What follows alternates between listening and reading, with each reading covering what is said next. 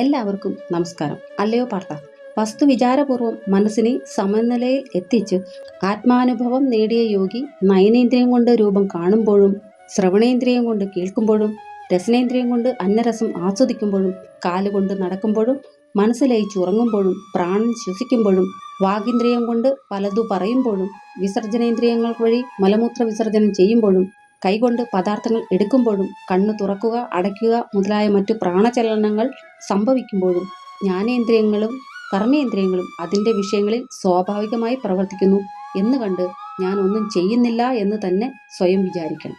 അതായത്, പാലിൽ നിന്ന് വെണ്ണ വേർപെടുത്തുന്നത് പോലെ ഇന്ദ്രിയ സംഘാതമായ ശരീരത്തിൽ നിന്നും ആത്മാവിനെ മാറ്റി നിർത്തി ഞാൻ ശരീരമല്ല ആത്മാവാണ് എന്ന് അനുഭവിക്കുന്നതാണ് ആത്മാനുഭവം.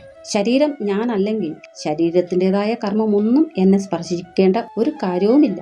ശരീരം കർമ്മം ചെയ്താലും കർമ്മസ്പർശമില്ലാത്ത ആത്മാവിനെ അനുഭവിക്കലാണ് യഥാർത്ഥമായ സന്യാസം.